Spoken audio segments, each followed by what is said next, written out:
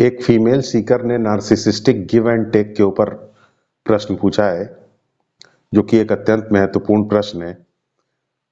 इस प्रश्न को आप ठीक से समझ सकें, इसलिए मैं फर्स्ट पर्सन में उस फीमेल सीकर की आइडेंटिटी को अज्यूम करके आपके सामने उसकी प्रॉब्लम को रख रहा हूं।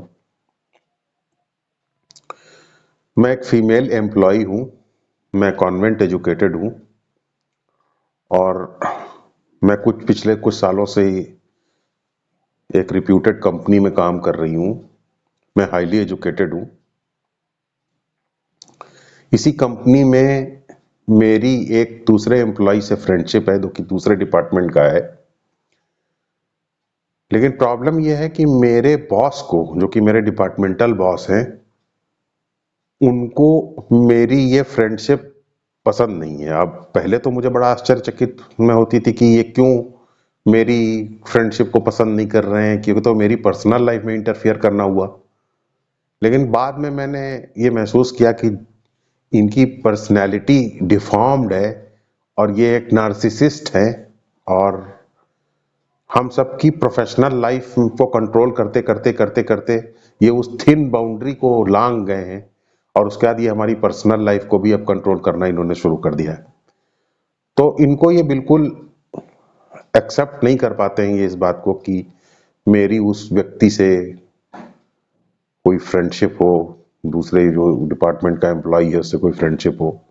इसे बिल्कुल ही एक्सेप्ट नहीं कर पाते और बुरी तरीके से नाराज हो जाते हैं, और फिर मेरे काम में गलतियां निकालने लगते हैं। और इनको ऐसा ये महसूस होता है जैसे कि मैं जब भी उससे मिलती हूं तो उनको ऐसा लगता है जैसे कि मैं इनकी अथॉरिटी को वायलेट कर रही हूं, इनकी अथॉरिटी को चैलेंज कर रही हूं।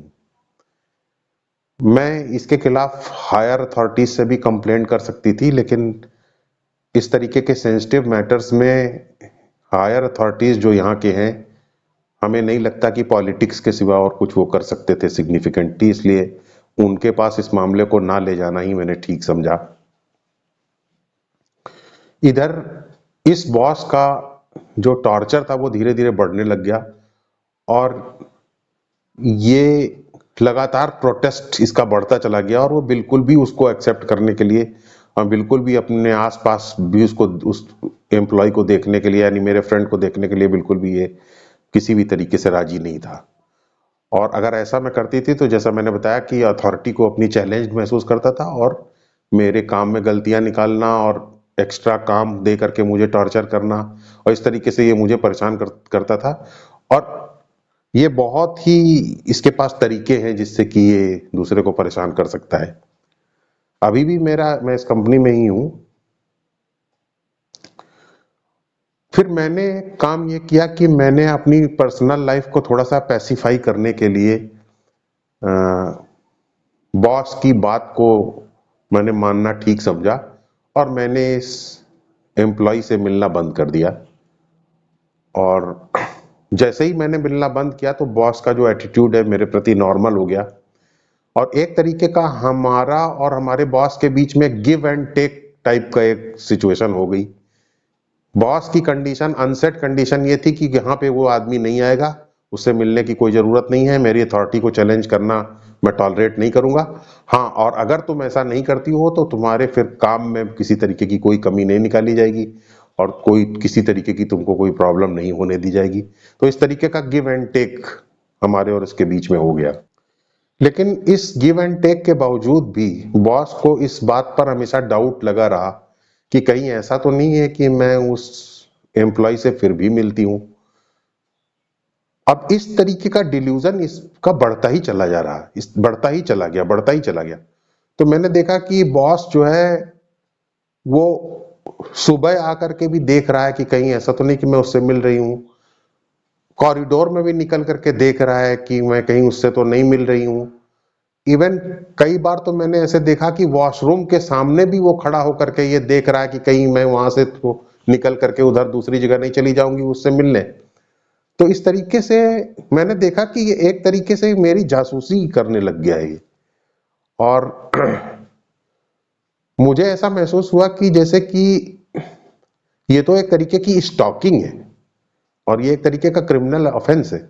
और ना सिर्फ ये क्रिमिनल ऑफेंस है, बल्कि इसकी वजह से तो मुझे एंजाइटी भी महसूस होने लगी, और साइकोजेनिक वॉशरूम डिस एंजाइटी मुझे महसूस होने लगी, और मैं काफ़ी डिस्ट्रेस में रहने लगी, और काफ़ी टेरराइज्ड अंदर से मैं महसूस करने लग गई। और दुख की बात यह थी कि इन सब चीज़ों के बावजूद भी वो गिव एंड टेक तो वैसे ही चल रहा था, क्योंकि इसका टेरर इतना था कि अगर मैं जरा भी इसके अगेंस्ट जाती तो ये फिर तुरंत मेरी गलतियां निकालने लगता और मुझे और दूसरे फ्रंट पर जो है प्रॉब्लम पैदा कर देता। तो ये इस तरीके की इसकी स्टॉकिंग और जासूसी के बावजूद भी मैंने इसको, मुझे रिस्पेक्ट इसकी करनी पड़ी, एक तरीके का झूठा चेहरा अपने ऊपर लगा करके इसके इसको एक ऑनर देना पड़ा, और इसकी वजह से मेरी जो सेल्फ स्टीम है वो मेरी निगाह में गिरने लग गई, और ये गिव एंड टेक मेरे लिए एक बड़ा साइकोलॉजिकल डिस्ट्रेस बन गया। और अब ये मेरे गले में एक फंदा बन गया है, मैं चाहूं तो भी मैं इस गिव एंड टेक से निकल नहीं पा रही हूँ। तो मैं ये चाहती हूँ कि आप ये बताएं कि मैं कैसे इस तरीके के जो ये गिव एंड टेक है इससे निकलूं, और कैसे अपनी लाइफ को मैं खूब इंडिपेंडेंटली जी सकूं, और कैसे मैं अपनी पर्सनल लाइफ और प्रोफेशनल लाइफ के बीच में फर्क को क्लियर कर सकूं, और कैसे मेरी कोई अगर पर्सनल लाइफ में इंटरफियर करता है तो मैं उसको रोक सकूं, ऐसी स्ट्रेंथ मैं कैसे डेवलप कर सकूं। ये सारे क्वेश्चंस हैं जो मेरे लिए बहुत इंपॉर्टेंट है इसका जवाब ढूंढना। तो देखिए, ये तो है फीमेल सीकर का पर्सपेक्टिव। अब मैं फर्स्ट पर्सन में जरा बॉस का पर्सपेक्टिव आपके सामने रखना चाहता हूं, ताकि आप बॉस के पर्सपेक्टिव से भी जरा अवेयर हो जाएं कि प्रॉब्लम का नेचर क्या है और गिव एंड टेक का एक्चुअल नेचर क्या है, इसको आप समझें। मैं इस फीमेल सीकर का बॉस हूं, और मेरी फिजिक डिफॉर्म्ड है, मेरा माउथ डिफॉर्म्ड है, मेरी टंग डिफॉर्म्ड है, मेरी अपीयरेंस मॉडेस्ट है। लेकिन इससे क्या फर्क पड़ता है कि मेरी अपीयरेंस मॉडेस्ट है, मेरे कपड़े तो ब्रांडेड हैं। मुझे हमेशा ऐसा महसूस होता है जैसे कि पूरी दुनिया में जो भी वीआईपी ट्रीटमेंट है वो सब मेरे लिए ही है। अब लोग कहते हैं कि ये मेरा पैरानॉइड होना है, मुझे कहते हैं कि मैं पैरानॉइड हूं, लेकिन इससे क्या फर्क पड़ता है, क्योंकि वीआईपी ट्रीटमेंट तो मेरा हो ही रहा है। और आपको अपनी क्वालिफिकेशंस और इन सब चीज़ों के बारे में भी मैं थोड़ा सा बताना चाहता हूँ। मेरी क्वालिफिकेशंस फेक हैं, और एक्चुअली मेरी कॉम्पिटेंस के बारे में अगर आप जानना चाहें तो मैं आपको ये बताऊंगा कि मैं एक व्हाट्सएप भी सही तरीके से नहीं लिख सकता हूँ, लेकिन फिर भी एक साइकोपैथ की तरीके से मैंने अपनी प्रोफेशनल लाइफ को मैनेज किया है। एक्चुअली मेरी स्ट्रैटेजी ये है कि मैं ऐसे लोगों को चिनता हूँ, ऐसे लोगों को ढूंढ करके लाता हूँ जो कि मेरा काम कर सकें, और उनको सही जगह पर फिट कर देता हूँ, और उसके बाद उनकी प्रोग्रेस को अपनी प्रोग्रेस बता करके मैं अपने आप को आगे बढ़ाता हूँ। और ये मेरी मेन स्ट्रेटजी है, क्योंकि मैं लोगों को यूज़ करता हूँ, और इसीलिए मुझे लोगों को कंट्रोल करना पड़ता है। अगर लोग मेरे कंट्रोल से बाहर होंगे तो फिर मैं उनको यूज़ नहीं कर पाऊंगा अपनी ग्रोथ के लिए, और अगर मैं उनको अपनी ग्रोथ के लिए यूज़ नहीं कर पाऊंगा तो फिर मेरी जो ज़रूरतें हैं वो कैसे पूरी हो पाएंगी। तो इसलिए मुझे लोगों को कंट्रोल में रखना बहुत ज़्यादा ज़रूरी होता है। और मेरी पर्सनैलिटी डिफॉर्म्ड है, मेरी फिजिक डिफॉर्म्ड है। अब आप सोचिए कि जो लोग डिफॉर्म नहीं होते हैं, लंबे चौड़े होते हैं, देखने में खूबसूरत होते हैं, उनको कितनी स्ट्रगल करनी पड़ती है लाइफ में। आपने देखा होगा कि कितना स्ट्रगल करते हैं वो। तो फिर आप अंदाज़ा लगा सकते हैं कि एक डिफॉर्म्ड व्यक्ति को कितना स्ट्रगल करना पड़ता होगा, इसका आप अंदाज़ा लगा सकते हैं। तो ऑब्वियसली एक डिफॉर्म्ड व्यक्ति उसी हिसाब से अपने अंदर क्लेवरनेस पैदा करेगा, वरना वो कैसे सरवाइव करेगा, इसको तो आप आसानी से समझ सकते हैं। इसलिए मैंने एक नार्सिसिज्म अपने ऊपर ओढ़ रखा है। अब दुनिया चाहे उसको नार्सिसिस्टिक पर्सनैलिटी डिसऑर्डर कहे, चाहे उसे कोई भी डिसऑर्डर का नाम दे, लेकिन मेरे लिए तो ये काम कर ही रहा है। और चूंकि दूसरे लोगों को कंट्रोल करना, उनकी लाइफ में इंटरफियर करना, ये मेरे जीने का एक तरीका बन चुका है। तो जो लोग मेरी बात को नहीं मानते हैं, जो मैं कहता हूँ उससे राजी नहीं होते हैं, तो उनकी लाइफ को अगर मैं ट्रॉमेटाइज नहीं करूँगा, उनकी लाइफ उनको अगर मैं टॉर्चर नहीं करूँगा, तो फिर मेरा काम कैसे चलेगा? तो इसलिए मैं उनको टॉर्चर करता हूँ। और इसमें क्या गलत है अगर मैं उनको जो टॉर्चर करता हूँ उसका मैं मजा भी लेता हूँ? आप कह सकते हैं कि मैं सैडिस्ट हूँ, उनको टॉर्चर करने का मैं प्लेजर लेता हूँ, लेकिन अथॉरिटी के अंदर एक प्लेजर तो है ही है। तो इस तरीके के लोगों को टॉर्चर करके उनके दुख में अपने आप को खुश रखना, ये मेरी अथॉरिटी को सेटिस्फाई करता है और ये मेरे सेल्फ को सेटिस्फाई करता है। इसलिए जैसा कि गुरुजी एक बार बता रहे थे कि जोसेफ स्टालिन ये काम करता था कि वो अपने दुश्मनों को मार करके, अपने दुश्मनों को टॉर्चर करके अपने आप को सेटिस्फाइड करता था और तृप्ति पाता था। तो मैं भी वैसा ही करता हूँ और सारे जितने बड़े लोग हैं वो ऐसा ही करते हैं, तो इसमें गलती क्या है? अब रही बात इस फीमेल एम्प्लॉय की, तो पहली बात ये किसी दूसरे डिपार्टमेंट के आदमी से बात करे तो इससे मेरे डिपार्टमेंट की भी बेइज्जती होती है, क्योंकि मेरा डिपार्टमेंट बहुत ही हाई स्टैंडर्ड का डिपार्टमेंट है। किसी लो स्टैंडर्ड के डिपार्टमेंट का आदमी आए हमारे डिपार्टमेंट में तो ये चीज ठीक नहीं है। आके बातचीत करे, मेरी परमिशन के बगैर बातचीत करे, तो इससे तो पूरा माहौल ही खराब हो जाएगा। और फिर एथिक्स भी तो कोई चीज होती है। इस तरीके के जो रिलेशनशिप होता है, लव अफेयर्स होते हैं, ये नॉन एथिकल है। तो इन नॉन एथिकल चीजों को मैं कैसे परमिट कर सकता हूं? मेरी जिंदगी में एथिक्स सबसे ज्यादा इंपॉर्टेंट रहा है, तो मैं एथिक्स के आगे कोई कभी भी कॉम्प्रोमाइजेस नहीं करता हूं।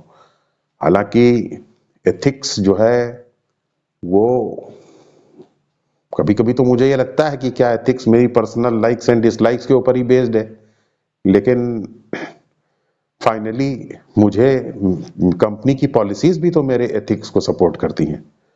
तो इसमें गलत क्या है? और मैंने तो कंपनी के लोगों को भी, हायर ऑफिशियल्स को भी मैंने सेट करके रखा हुआ है, तो वो लोग भी मेरी पॉलिसी से एग्री हैं और मैं रिजल्ट डिलीवर करता हूँ।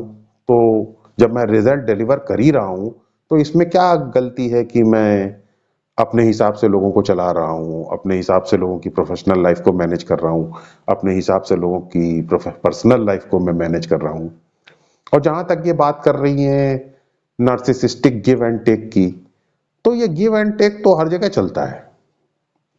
आप मेरे हिसाब से चलिए, मैं आपको प्रोटेक्शन दूंगा। अगर आप मेरे हिसाब से नहीं चलेंगी तो मैं आपको प्रोटेक्शन नहीं दूंगा। तो इसमें गिव एंड टेक में ये ऐसी खतरनाक बात क्या है? तो मुझे तो ये समझ में नहीं आ रहा है कि इनको इस तरीके की क्या प्रॉब्लम है। और ये जो जासूसी वाली बात है, हाँ ये सही है।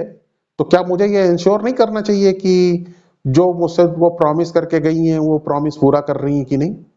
अगर उन्होंने मुझसे ये प्रॉमिस किया है कि वो दूसरे एम्प्लॉय से नहीं मिलेंगी, तो ये तो उनके लिए अनएथिकल होगा ना कि वो मुझसे जो प्रॉमिस कर रही हैं वो उसको ब्रेक कर रही हैं। तो ये अनएथिकल नहीं हो गया? अब इस अनएथिकल चीज के अंदर तो मुझे ये इंश्योर करना होगा ना कि कहीं ऐसा तो नहीं कि वो मेरे साथ उनका बिहेवियर अनएथिकल है। तो मुझे ये इंश्योर करना होगा, जासूसी करके पता नहीं लगाऊंगा मैं कि वो मिल रही है कि नहीं, कहीं उनका बिहेवियर अपने प्रॉमिस को ब्रेक तो नहीं कर रही है, कहीं उनका बिहेवियर मेरे प्रति अनएथिकल तो नहीं है। ये सब चीजें चेक करना एक इंटेलिजेंट आदमी की खासियत होती है, तो मैं वही तो कर रहा हूँ। तो इस तरीके से आपने बॉस के पर्सपेक्टिव को देखा और आपने फीमेल एम्प्लॉय के पर्सपेक्टिव को देखा। अब एज ए टीचर मैं आपको एक बात बताना चाहता हूँ, वो ये है कि ये जो नार्सिसिस्टिक गिव एंड टेक है, ये टारगेट के लिए बहुत ही ज्यादा दुखद होता है और टारगेट की जो सेल्फ स्टीम है उसको ये नीचे गिरा देता है।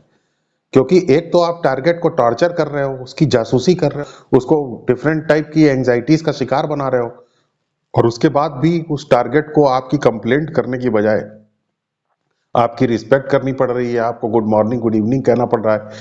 तो ये ऑपोजिट बिहेवियर जब हमें, कॉन्ट्राडिक्टरी बिहेवियर जब हम करते हैं और उसके कॉन्ट्राडिक्टरीनेस को हम देख पाते हैं, तो फिर हमारी जो पर्सनैलिटी होती है ब्रेक हो जाती है, हम स्प्लिट पर्सनैलिटी हो जाते हैं।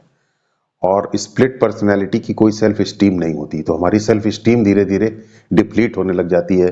हमारी जो अ, अपनी निगाह में हमारा जो आत्मसम्मान है वो गिरना शुरू हो जाता है।